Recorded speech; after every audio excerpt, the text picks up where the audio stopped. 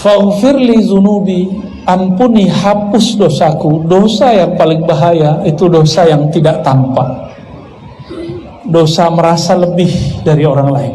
Innallaha hayyun, ya. Sungguh Allah malu jika ada orang mengangkat tangannya tapi Allah belum menjawabnya. Maka orangnya paling bersyukur, nggak pernah ngeluh. Ini ciri-ciri orang yang mustajab doanya. Bukan orang yang pakai berserban begini, bukan yang pakai kopiah begini, belum tentu. Pakai serban belum tentu. Tapi orang yang lisannya, kolbunya paling banyak bersyukur, doanya paling cepat naik. Doa'uka, doamu, talabuka, tuntutanmu, ittihamun lahu, engkau sedang menuduhnya. Banyak orang berdoa, batinnya menuduh Allah, gak tahu.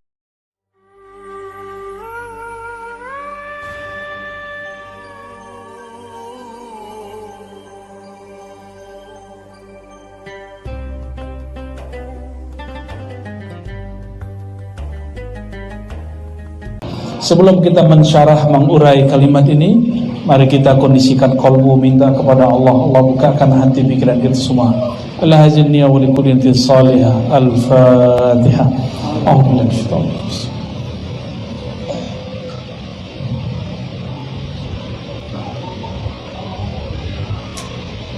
Amin.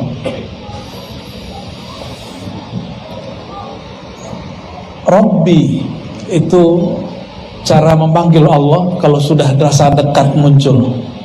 Kalau rasanya masih jauh, pakai ya Rabbi. Tapi kalau sudah dekat, dipanggilnya Rabbi.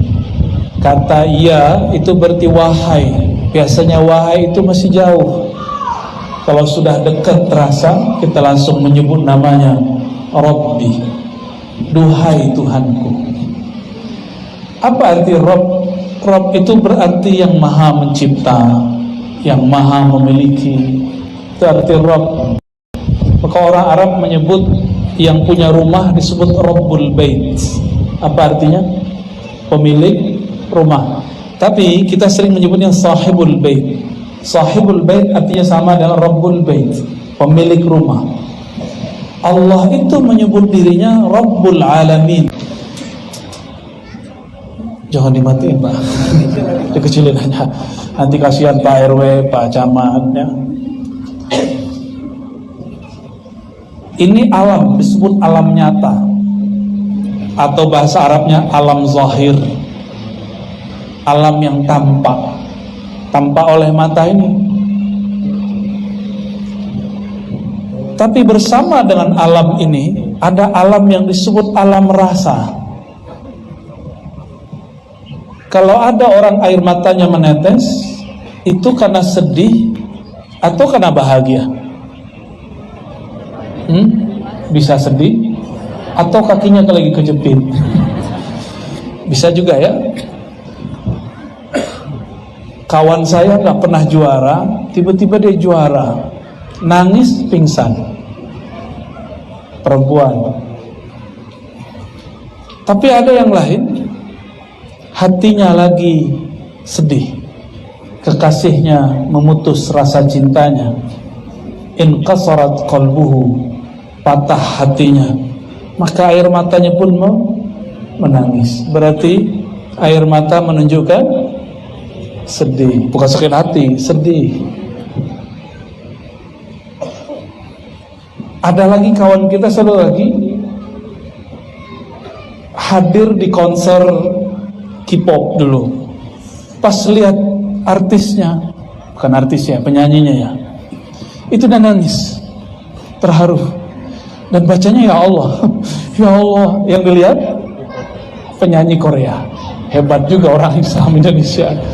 Lihat artisnya non Muslim, tapi yang baca ya Allah, ya, solehah sekali ya. Dan dia nangis, dia bertemu orang yang dia suka, yang dia sukai nyanyinya, lagunya. Saya nggak tahu apa yang terjadi. Kalau kita bertemu orang yang kita sebut-sebut di dalam sholat, Allahumma sholli ala Sayyidina Muhammad, yang kita baca kalau lagi sholawat, ya Nabi salam alaika. Mungkin ada yang pingsan, ada yang nangis, ada yang teriak. Ada juga kawan juara, ini cowok, agak sedikit mental. Pas juara, kakinya dihentakin ke tanah. Lalu dia berteriak, teriakannya hore dan segala macamnya. Tapi nggak ada nangis. Berarti orang bahagia itu nggak mesti nangis, nggak mesti nggak nangis. Orang sedih juga sama. Ini yang disebut alam rasa. Alam rasa dia cuma berkait dengan tubuh, tapi tidak ada alamat khusus mengenai alam rasa. Rasa itu ada bernama cinta, benci, rindu. Ajaibnya umat Nabi Muhammad SAW tidak pernah berjumpa dengan beliau secara fisik, tapi karena dalam dirinya ada alam rasa. Rasa ini bersumber dari dalam kolbunya. Kolbunya berasal dari ruhnya. Ruhnya dulu pernah bertemu Rasulullah SAW. Kerinduan itulah yang membuat dia bisa menangis. Disebut nama Nabi Muhammad SAW. Ada juga yang menangis karena suaranya syahdu. Boleh juga, karena suara itu membantu orang mengenang sesuatu. Tapi ada laporan Pak Haji Novi, banyak yang jadiin suara saya pengantar tidur. Jadi kalau sulit tidur dengerin suara, nggak ngeliat orangnya, dengerin aja. Oh ternyata suara saya ini bisa bikin tenang, kata dia. Benar Ibu. Jadi Ibu kalau susah tidur dengerin aja gitu ya, enak aja. Kita ditinggal ngomong sendiri sama dia. Tapi ya nggak apa-apa ya. Kalau suara saya membuat Bapak Ibu mudah tidur, berarti dalam suara ini Allah titipkan satu ketenangan. Orang nggak mungkin tidur kalau nggak tenang. Maka vibrasi suara itu anugerah dari Allah Subhanahu wa Ta'ala. Ada suara bikin kita bangun. Tapi yang paling ajib itu semua khotib Jumat. Mau suaranya kayak gimana, itu bapak-bapak ini, ibu-ibu ini rahasia bapak-bapak ya. Itu langsung baca doa tanpa dilafazkan, Bismikallahumma ahya wa amut. Paham gak Pak? Itu tadi siang tuh ya. Tapi alhamdulillah saat kita khutbah paling 1-2 lah yang tidur, yang kelihatan memata saya. Tapi yang tidur, yang jagain saya Pak.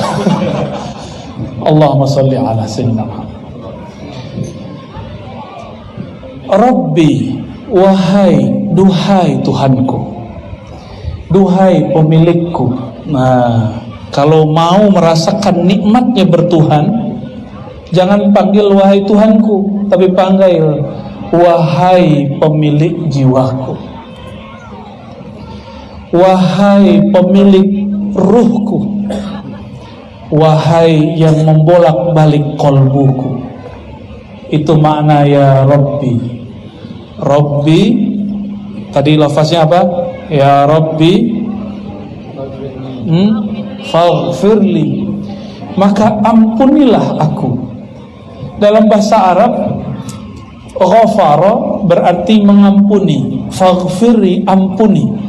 Tapi ampun dalam bahasa Arab aslinya bukan itu. Kata ghafara arti aslinya delete. Apa arti delete? Hapuslah dosa-dosaku. Itu arti daripada ghafara. Maka faghfirli zunubi, faghfir, maka hapuslah li. Li itu milikku, padaku.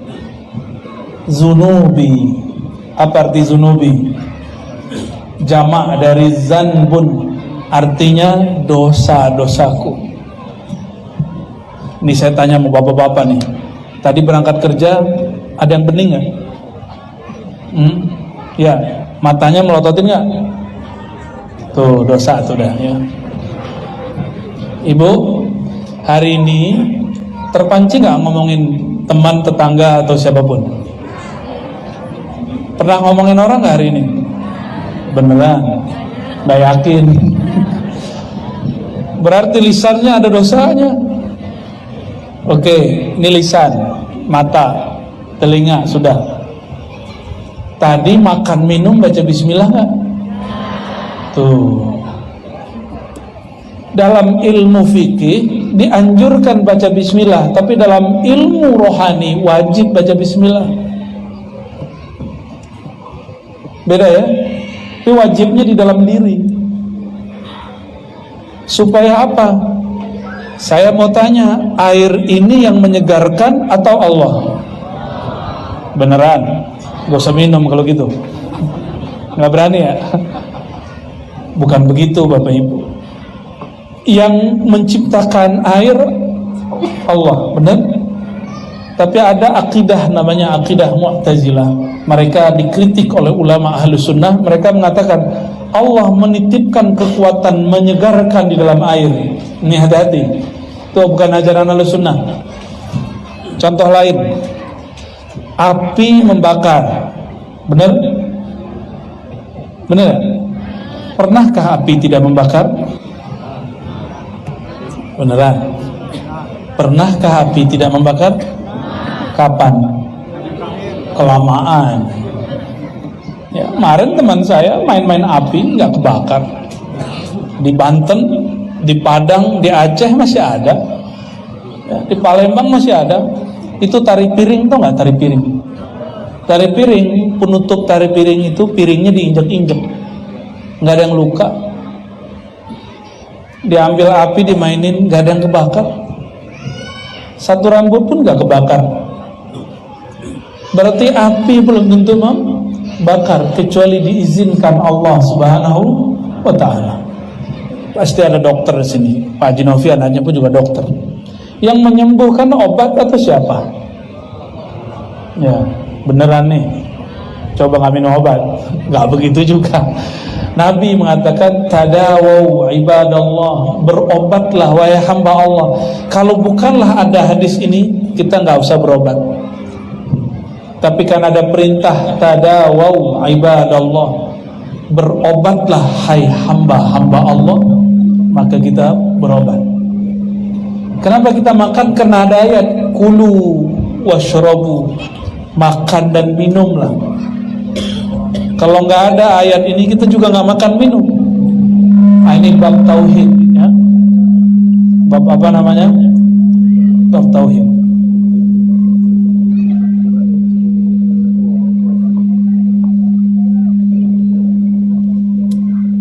Sudah Pak? Gak usah pakai Eko Pak ya. Teman saya namanya sudah Mas Eko.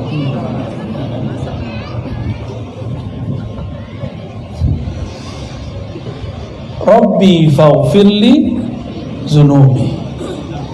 Ya Allah pemilik jiwaku, ampunilah dosa-dosaku. Ada dosa yang zahir, ada dosa yang batin. Dosa yang batin itu sederhana. Hari ini memandang kawan dan kita merasa diri kita lebih baik dari dia, itu sudah dosa batin. Udah belum hari ini? Itu biasanya dosa para kiai. Kiai mandang kiai lain tuh ilmunya dikit. Bener gak kiai? Ya. Sesama guru saling mengerti. Mandang orang, nah kalau ahli zikir lain, dilihat merem dia. Zikirnya belum nyampe. Padahal zikir dia yang belum nyampe. Sejak kapan zikir untuk merem-merem terus baca hati orang? Sejak kapan ilmu itu digunakan untuk jadi juri? Yang seperti itu iblis namanya. Iblis itu mengatakan apa? Ana khairum minhu. Saya lebih baik kok dari Adam. Jadi yang pertama jadi juri menilai isi hati orang, jadi juri kolbu, juri iman, juri kebenaran, itu iblis. Jika dia bertubuh manusia disebut syayatinul insi, setan, tapi bertubuh manusia. Allah sendiri yang berbicara. Semoga yang hadir malam ini bukan setan manusia. Amin ya rabbal. Ciri-ciri pertamanya apa? Tidak jadi juri kolbu, ya. Kalau ingin memahami orang, nggak usah merem, buka matanya, buka telinganya, buka hatinya, rasakan kalamnya. Kalau merem, gelap apa terang? Ya, coba merem, Bapak Ibu, sebentar aja. Sudah, gelap apa terang? Apalagi melihat orang di ujung sono. Oh Ustaz, kita baca firasat lah. Firasat nggak begitu. Orang pakai firasat nggak perlu pakai merem. Ahli kasyaf itu nggak perlu begini-gini ngeliatin orang, ya. Orang-orang ahli rohani, ruhnya nggak terhambat oleh mata ini. Jadi kita kalau mematap orang lain, adabnya adalah adab Nabi Adamnya, tidak pernah merendahkan mereka. Dalam hati itu mentakzim dia dan mengatakan, mungkin orang ini punya amalan yang saya belum amalkan.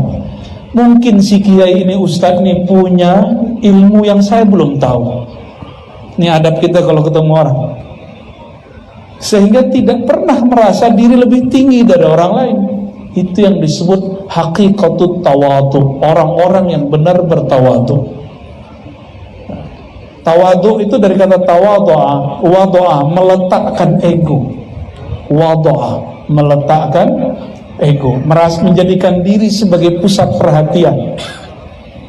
Nah, ini bahayanya orang-orang yang tidak punya sifat tawadu.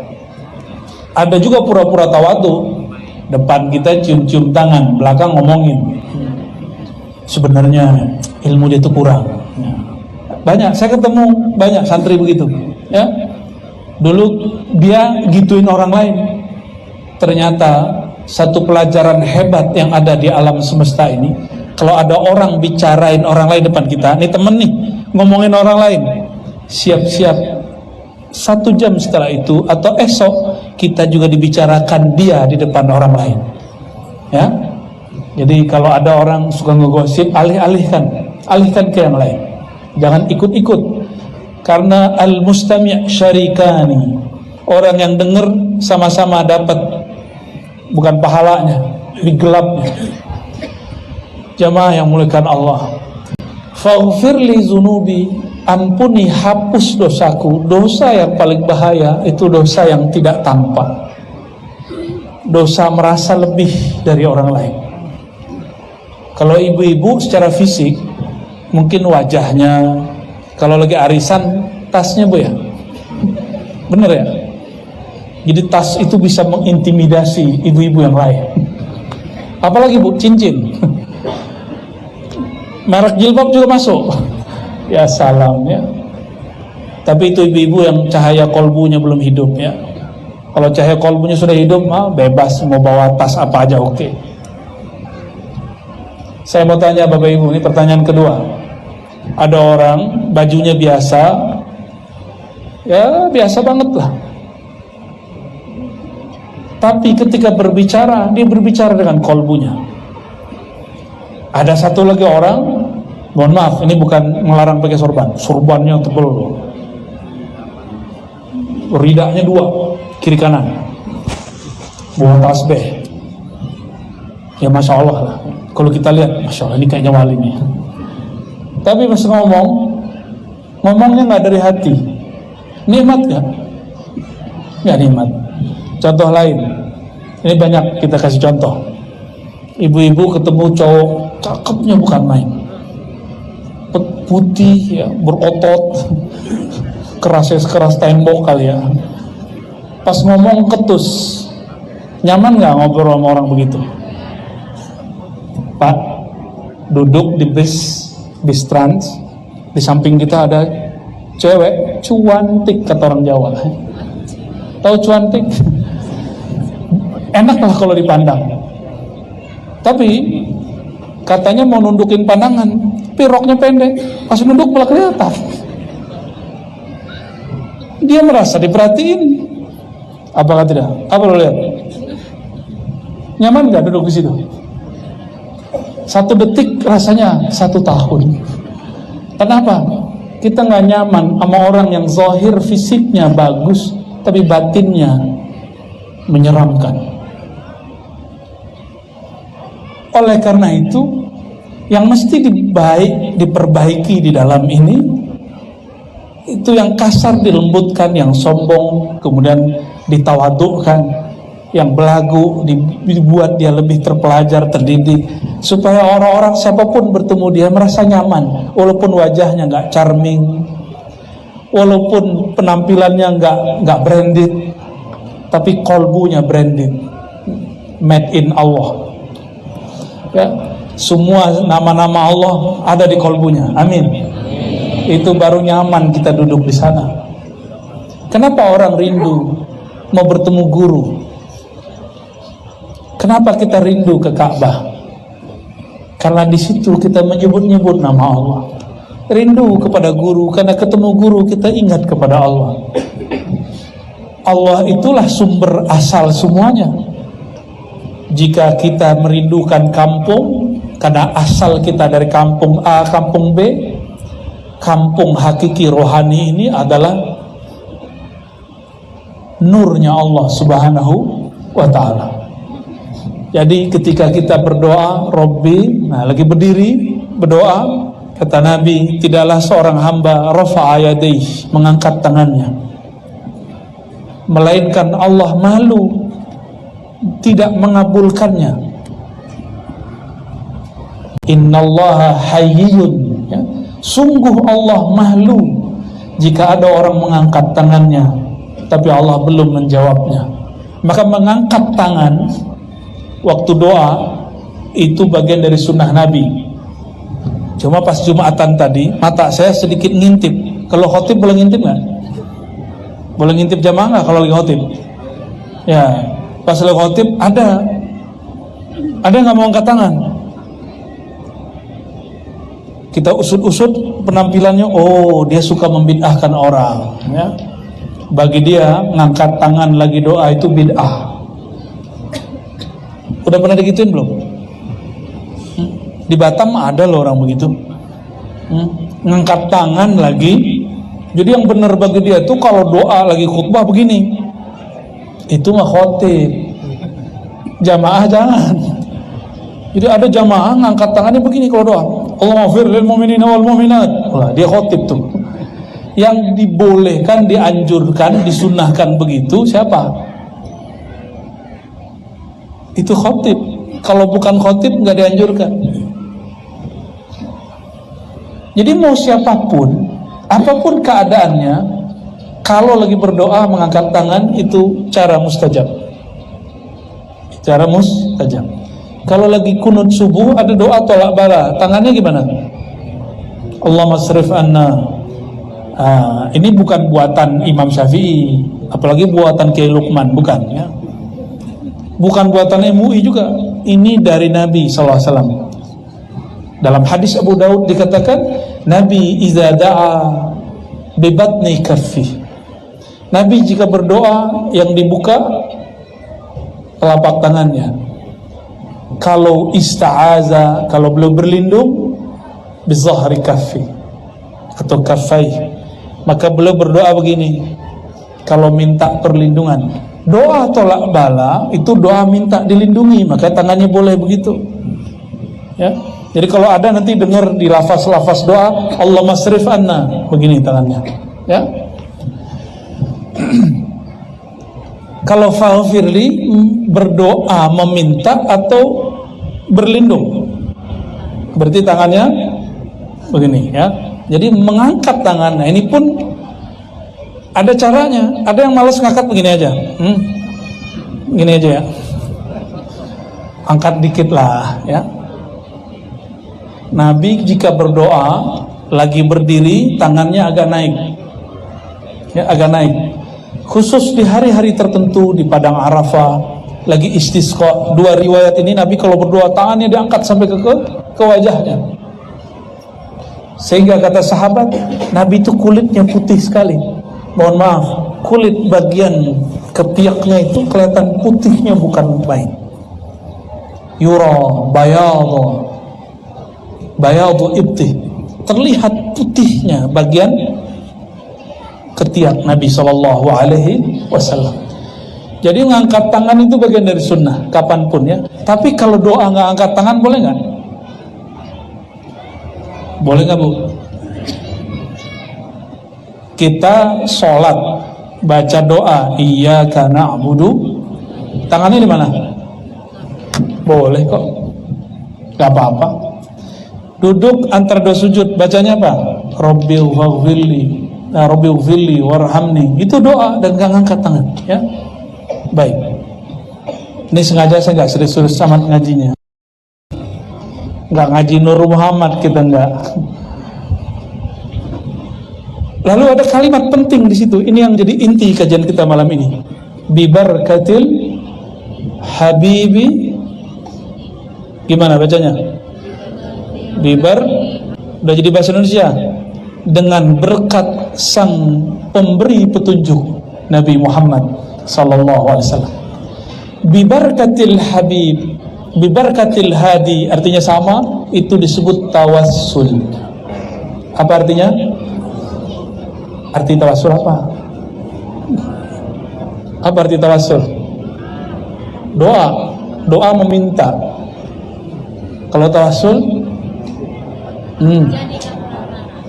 tawassala ya tawassalu. Kita sering juga sebut wasilah. Sering baca ati sayyidina Muhammadanil wasilah wal fadilah. Wasilah kata lainnya tawassul, perantara. Kawan kita ngomong begini, langsung saja kepada Allah, kan Allah dekat. Gimana jawabnya? Allah benar dekat. Ayo jamaah, ini kayaknya tauhid yang bermasalah semua nih. Allah dekat kan? Beneran? Karena ditanya barusan ya, diancam barusan. Allah benar dekat? Ya. Sudah merasa dekat belum?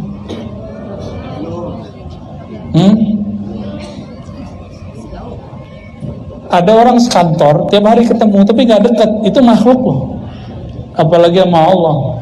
Kita ini Allahnya dekat kepada kita, tapi kitanya yang tidak dekat kepada Allah Subhanahu wa Ta'ala. Nah, ini yang jadi masalah. Karena kita tidak merasa dekat kepada Allah, kita perlu ada orang yang menghantarkan kedekatan ini kepadanya. Tapi orang yang menghantarkan ini bukanlah Tuhan. Kita tidak sembah Dia. Memohon pertolongan Dia, syafaat Dia, itu disebut dengan tawassul. Disebut apa? Tawassul. Jadi kalimatnya faghfirli zunubi bibarkatil hadi Muhammad. Ya Allah, ampuni dosaku berkat sang pemberi petunjuk, pembawa petunjuk, pembawa hidayah, Nabi Muhammad sallallahu alaihi wasallam. Ini tawassul. Sayang sekali hari ini banyak dai-dai mengatakan tawassul itu syirik. Berarti semua yang sholawat ini musyrik. Tadi yang berdiri-berdiri itu musyrik semua itu. Kata dia, katanya ada radionya di sini ya. Ini mengerikan ini Pak. Ini kalau dibiarkan berbahaya ini. Di beberapa negara di Asia Selatan itu India, Pakistan, Bangladesh, Sri Lanka, Afghanistan, orang lagi maulid karena dianggap musyrik oleh orang yang agak miring pemahamannya ini, dia bom. Lagi maulid di gedung dibom. Orang baca nama Nabi Muhammad dibom. Mau kejadian begitu di Batam? Katanya mau jadi apa? Bandar narkoba apa? Bandar apa? Bandar Madani. Alhamdulillah. Madani itu sebutan kota Nabi Muhammad sallallahu alaihi wasallam. Maka syarat kota Madani mesti ma'rifat Nabi Muhammad sallallahu alaihi wasallam. Mesti kenal Nabi Muhammad sallallahu alaihi wasallam. Mesti sedikit gang-gangnya itu ada salawat kepada Nabi Muhammad sallallahu alaihi wasallam. Tapi memang sudah berubah. Yang hidup 10 tahun lalu dengan sekarang sudah berubah. Udah banyak salawat belum sekarang? Sudah lebih banyak ya. Alhamdulillah. Tawassul itu ada banyak macamnya. Ada tawassul dengan nama Allah atau sifat Allah. Contohnya gini, birahmatika. Gimana? Pernah doa begitu? Birahmatika ya arhamar rahimin. Dengan rahmat kasih sayangmu ya Allah, maka sayangi kami ya Allah. Menyebutkan bi dengan rahmat itu berarti bertawassul dengan sifat Allah. Saya mau tanya lagi nih Bapak Ibu, ini banyak pertanyaan. Yang mengenalkan kita kepada rahmat Allah siapa? Dan Allah menyebut Nabi Muhammad siapa? Wa ma arsalnaka illa rahmatan lil alamin. Tidak aku utus engkau wahai Muhammad kecuali sebagai rahmat. Maka birahmatika boleh berarti dengan sang duta rahmat Nabi Muhammad sallallahu alaihi wasallam. Karena kita nggak bisa membayangkan rahmat Allah kecuali lewat ajaran Nabi Muhammad sallallahu alaihi wasallam. Qalbu Nabi, ruh Nabi itu pancaran nama dan sifat Allah. Makanya ketika mengatakan birahmatika ya arhamar rahimin, itu maksud tawassul dengan sifatnya Allah yang ada pada nur qalbu Nabi Muhammad sallallahu alaihi wasallam. Jadi kalau baca birahmatika ya arhamar rahimin, jangan bayangkan aneh-aneh, cukup bayangkan kasih sayang Allah melalui Nabi Muhammad sallallahu alaihi wasallam. Ini tawassul apa namanya? Tawassul dengan nama dan sifat. Ya. Ada tawassul yang kedua, tawassul dengan amal soleh. Pernah dengar ada 3 orang lah jalan-jalan, 3 pemuda yang soleh, tiba-tiba masuk goa, goanya ketutup. Masih ingat? Beneran ingat nih. Ceritanya 2 halaman soalnya. Jadi saya akan ceritain. Yang pertama, dulu dia punya orang tua, nggak makan dan minum kecuali orang tuanya makan minum dulu. Yang kedua, orang ini punya kesempatan untuk melecehkan putri dari pamannya. Tapi ketika si putri itu mengatakan, ittaqillah ya akhi, takutlah kepada Allah wahai saudara sepupuku, dia langsung mental dan dia kemudian tobat kepada Allah. Berarti dia punya kesempatan tapi dia tidak lakukan. Maka orang-orang yang berkesempatan maksiat lalu tidak bermaksiat, Allah berikan nur dalam dirinya. Dan yang ketiga, ada orang punya pekerjanya dikasih gaji, tapi gaji mau dikasih dia hilang. Dia pikir nih gaji mau diapain, akhir dibeliin domba betina. Domba betinanya beranak pinak. Setelah sekian tahun, dombanya puluhan. Tiba-tiba kejadianlah mereka bertiga ini masuk ke dalam goa. Semuanya kemudian bercerita. Yang ketiga tadi ceritanya agak tragis. Domba udah banyak, anak buahnya datang. Apa kata anak buahnya nih? Wahai tuan, gajiku mana? Yang dulu 1 ekor domba. Kata tuannya, aku beliin domba lalu aku ternak. Tuh hasilnya. Dia bilang, ya udah kamu di rumah aja biar saya bawa pulang semua. Itu semua domba dibawa pulang semua dan tidak ada bagi hasil. Harusnya ada bagi hasil. Apa kata dia? Ya Allah, gemes. Tapi dia terima. 3 orang ini ketika masuk ke dalam goa, dorong-dorong nggak bisa. Maka mereka kemudian mengatakan, wahai sahabatku, sekarang kita bersaudara, Tuhan kita sama. Sebutkanlah amalmu yang paling engkau kenang, yang paling ikhlas dan tulus, lalu minta kepada Allah berwasilah dengannya. Maka yang pertama menyebutkan, ya Rabb, saya tidak pernah makan sampai ayah ibu saya makan. Kebuka dikit. Mereka coba keluar, baru keluar 1 tangan. Yang kedua berdoa lagi. Ternyata setiap kali doa Allah turunkan malaikat. Cuma malaikatnya nggak boleh buka banyak-banyak. Ya, buka aja dikit.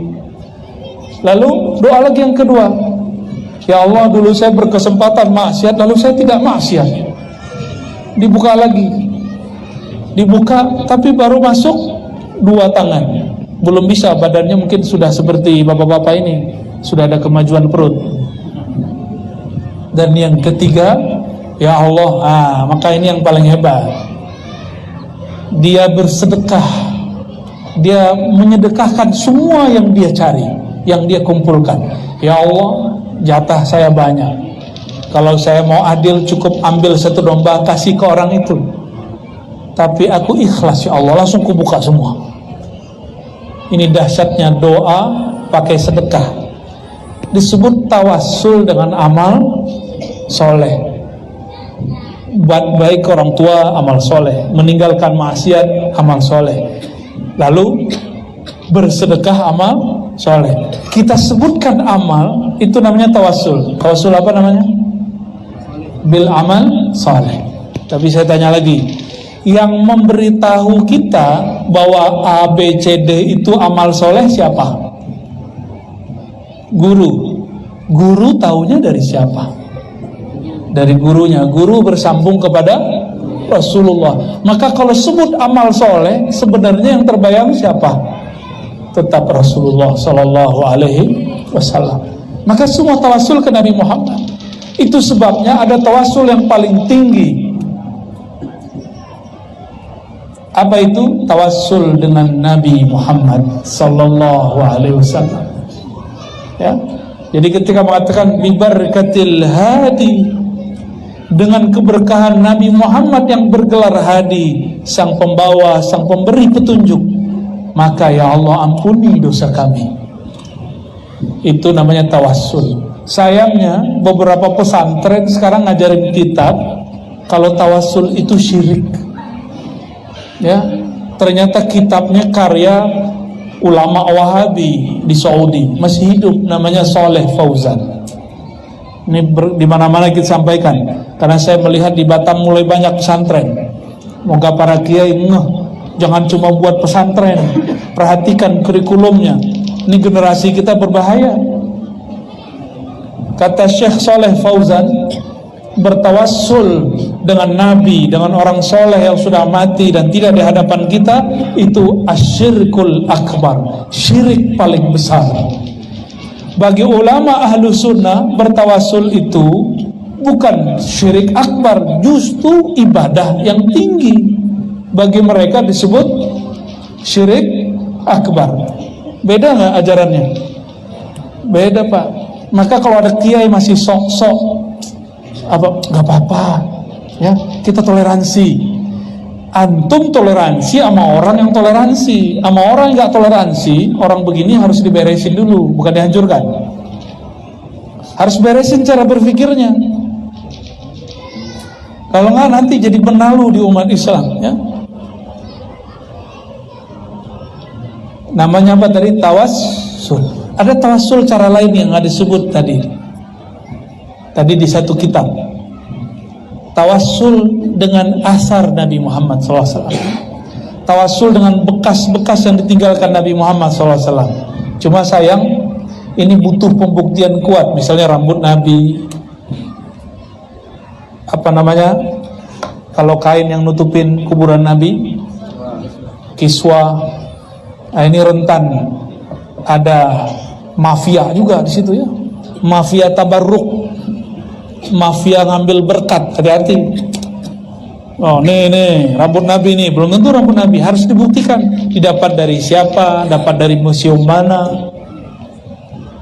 Hati-hati juga, ya. Kita tidak pernah menolak bertabarruk. Tabarruk artinya ngalap berkah, menyerap keberkahan. Berkah itu kebaikan yang Allah turunkan kepada benda-benda tertentu. Mungkin nggak? Bentuk tabarruk paling jelas, orang sakit minum obat, giliran berobat boleh, giliran nyelupin rambut Nabi ke air dianggap syirik. Ya, ada yang begitu. Ya, suatu kali Sayyidatuna Aisyah sakit. Sayyidah Aisyah ini, ibu-ibu nggak ada yang berani. Sayyidah Aisyah ini Sayyidah Kuburiyah. Apa artinya? Biasanya Rijal Ansar ngerti artinya nih. Penghulu kuburiyat. Kok bisa saya ngomong begini? Ini bukan penghinaan, ini justru pujian. Nabi SAW wafat, dikuburkan di mana? Di kamar Sayyidah Aisyah. Meninggal ayahnya Sayyidina Abu Bakar, dikuburkan di mana? Di kamar Sayyidah Aisyah.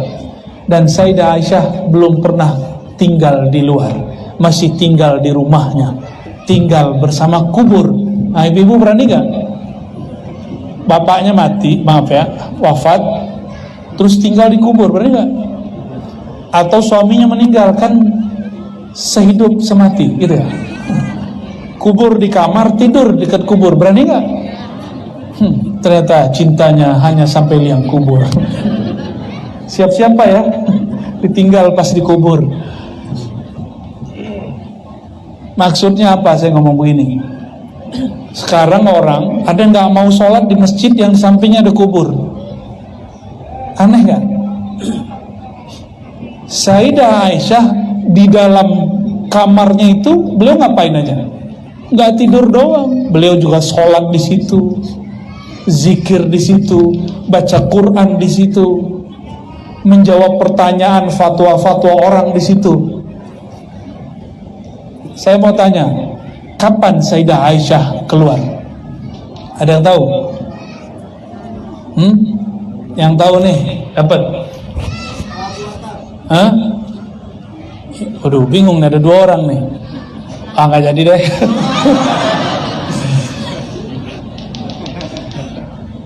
Jawabannya salah sih ya.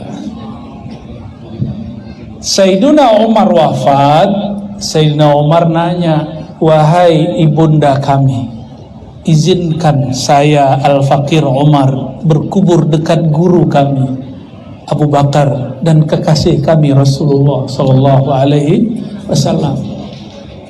Tuh, jawabannya tadi Abu Bakar ya. Dari Abu Bakar ke Umar, Umar itu berapa tahun memimpin? Ada yang tahu? Serban tidak jadi laku. Ya. Lama. Sayyidina Umar memimpin itu lama. Berarti Sayyidah Aisyah bertahun-tahun tinggal di samping kubur, sholat dekat kubur, samping-sampingan kok. Gak ada urusannya dengan syirik. Gak ada urusannya dengan syirik. Jadi aneh jika ada seorang syekh namanya Syekh Albani gak mau lagi sholat di Masjid Nabawi karena gak mau dengerin fatwa dia. Apa kata dia? Keluarkan kubur Nabi dari masjid. Ini fatwa dia. Ngeri gak fatwa begini? Ngeri fatwa begini. Dan saya sudah banyak ketemu temen, udah lama gak ketemu. Kita sholat di suatu masjid, janjian di situ, nggak mau dia sholat di situ. Pas kita tanya, kenapa nggak sholat bro? Oh, nggak pakai bro, pakai akhi sekarang. Akhi, kenapa kamu nggak sholat di sini? Mending pakai bahasa Arab sekalian, dia nggak bisa jawab. Ya? Tahu nggak bahasa Arabnya? Kok kamu nggak sholat di sini? Gimana bahasa Arabnya, Cung? Wah, itu bahasa Arab santren, Cung. Limadza la tusalli huna? Bahasa Arab kartun begitu ya. Bolehlah ya. Kayaknya jatah ente nih, Cung.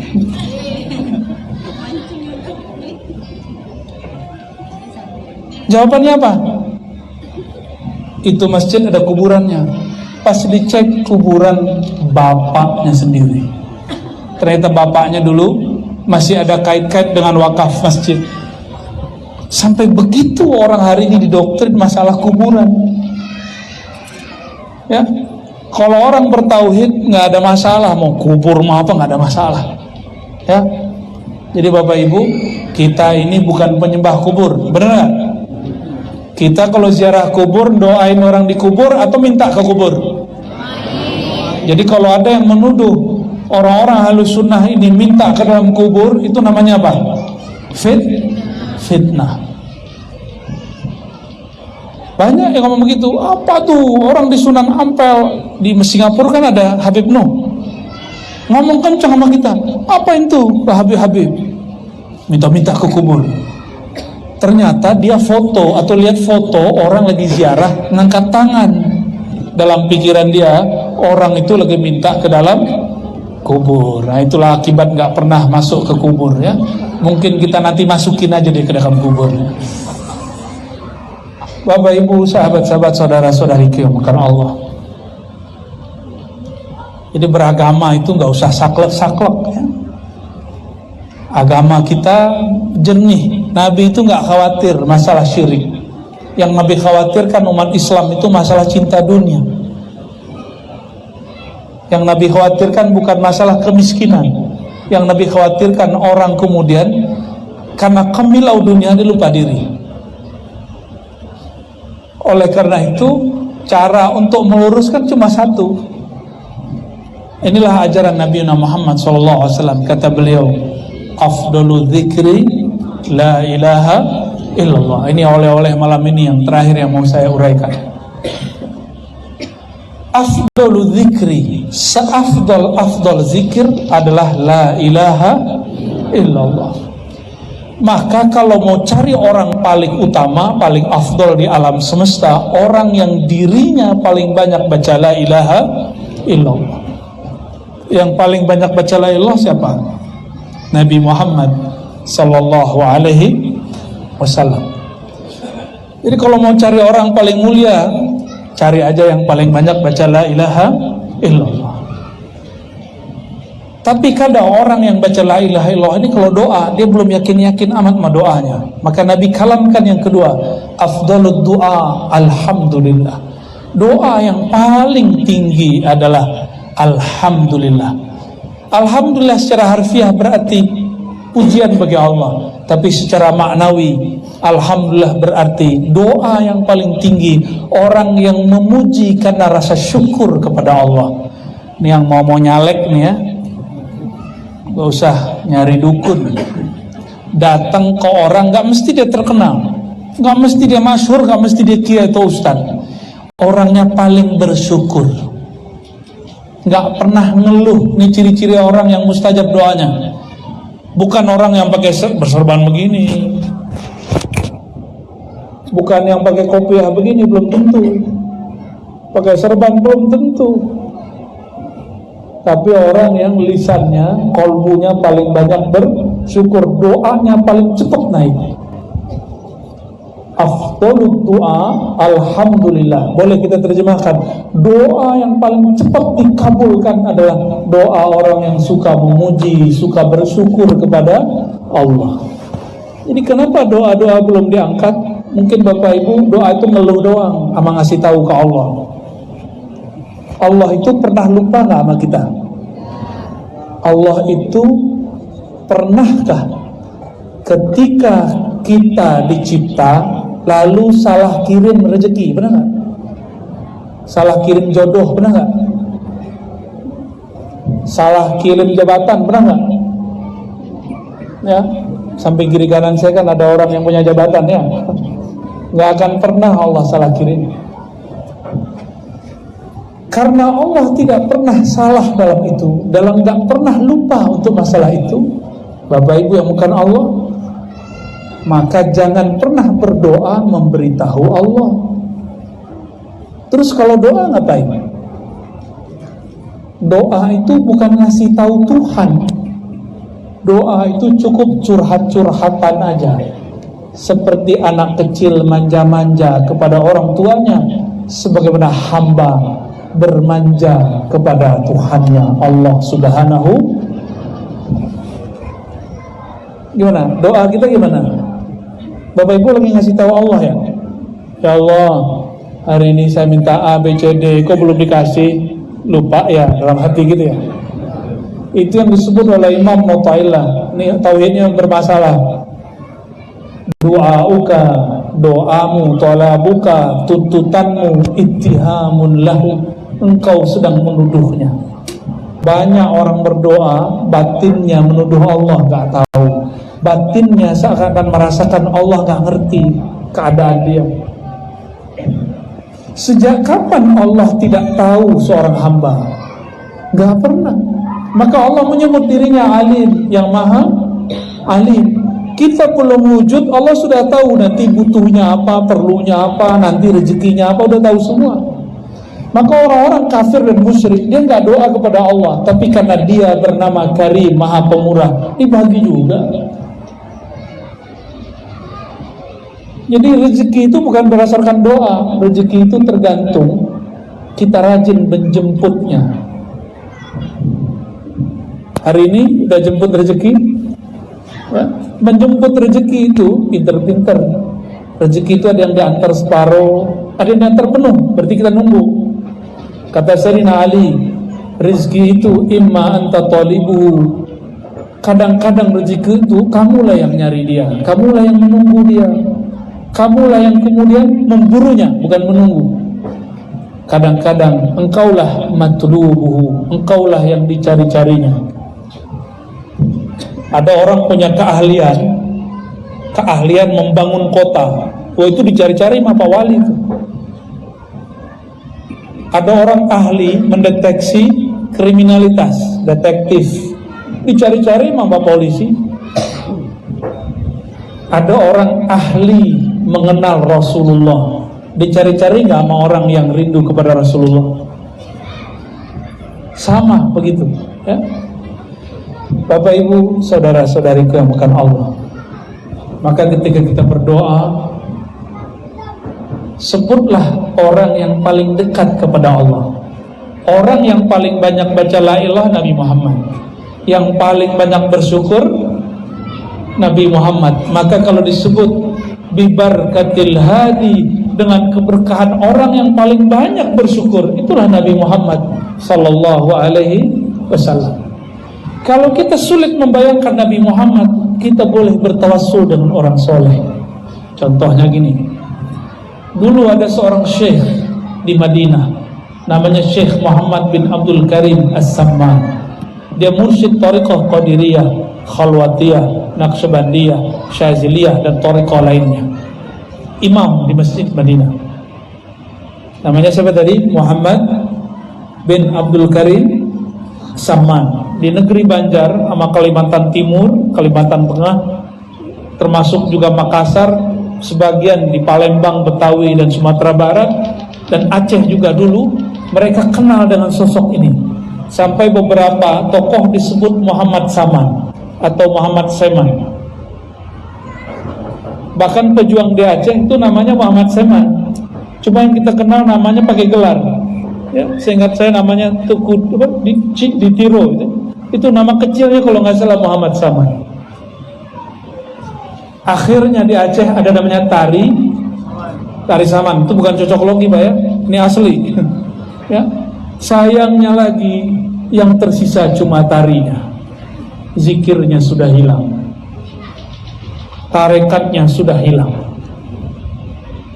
Di Betawi sisa manakibnya, tarekatnya sudah hilang. Di Padang sisa zikirnya, manakibnya nggak ada. Di Banjar alhamdulillah ada dua-duanya, ya, masih ada di Banjar. Syekh Muhammad Saman ini wali Allah. Muridnya mau pulang kampung ke tanah Jawi, namanya Syekh Abdul Somad Al-Falim Bani, minta izin pulang sowan. Ini Syekh Abdul Somad ini mengalami hal yang sama dengan kawan-kawannya. Dulu belum ada pesawat, enak sekarang kita haji umroh, cuma 9 jam sampai. Kalau dulu 3 bulan, 6 bulan di laut, semua musim dilalui. Kadang-kadang cuma nama yang berpulang, orangnya sudah gak wujud.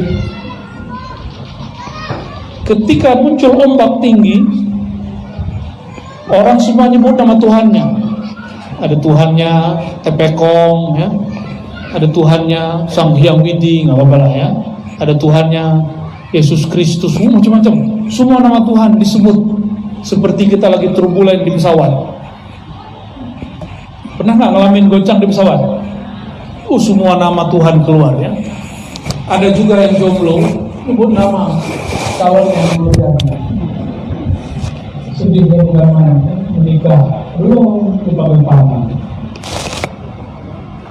Syekh Abdul Somad menceritakan kawan-kawannya dan juga pengalaman dia sendiri ketika ombak menggulung itu kapal.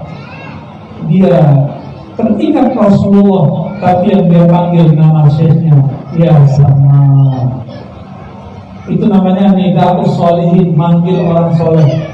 Memanggil orang soleh bukan menyembah orang soleh, maka bukanlah syirik. Ada juga yang punya hajat manggil Syekh Saman ini punya thariqah tadi Qadiriyah Mahfalwatiyah. Ini orang manggil nama Syekh Abdul Qadir.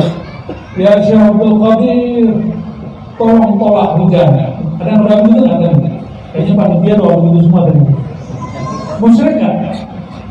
Enggak, itu namanya nida'us sholihin. Nida menyeru, menyapa orang-orang soleh. Bukan meminta kepada mereka, tapi mengatakan, wahai wali Allah, mohon sampaikan doa kami kepada Allah, mohon ikut berdoa bersama kami. Hajat kami ingin buat pengajian, tolong tahan dan jauhkan hujan. Bisa begitu. Dan sudah banyak, saya sudah ketemu di banyak pulau, mereka menyebutkan nama-nama gurunya sekarang. Waktu ke Jawa Timur mereka sebut Sunan Ampel, mereka sebut Sunan Bonang. Tapi orang-orang yang tidak pahami dianggap syirik. Kalau manggil, ya, saya panggil nama aku suka saya lupa. Jack, Bang Jack, Mas Jack, Bang Jack. Oh Bang Jack, jawab dong. Musyrik gitu dong. Gitu kan? Musyrik gak manggil Bang Jack? Orang hidup, orang mati dipanggil sama. Jadi kalau kita manggil ya Muhammad, syirik kan? Enggak. Tapi kitab tentang ya Muhammad ini dihapus ya oleh kelompok yang mensyirikkan ini. Imam Al-Bukhari punya kitab selain Sahih Bukhari namanya Al-Adab Al-Mufrad. Apa judulnya? Cari, terjemahannya sudah ada. Kalau pencinta sunnah baca kitab. Di Al-Adab Al-Mufrad, Abdullah bin Umar sahabat Nabi, Sayyidina Abdullah bin Umar sakit, entah jatuh, entah apa, kakinya nggak bisa jalan. Maka datanglah kawannya sering bersama Abdullah bin Umar. Abdullah bin Umar ini nggak perlu maulid, karena setiap hari dia maulid. Dia setiap hari selesai bekerja, dia cari spot-spot, tempat-tempat yang dulu Nabi pernah lewat, duduk, berjalan, ngobrol, maka dia duduk di situ. Nabi dulu duduk di situ. Nabi dulu minum, dia minum di situ. Nabi dulu naik onta, dia naik onta di situ. Nabi dulu dia menatap langit, dia juga melihat menatap langit. Orang begitu kalau sekalian duduk mungkin Bapak Ibu sebut gila.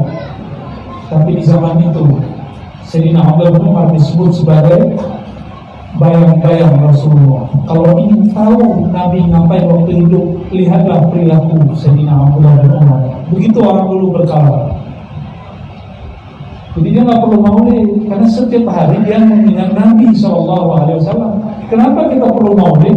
Karena kerjaan kita sudah menyita pikiran melupakan Nabi Muhammad SAW.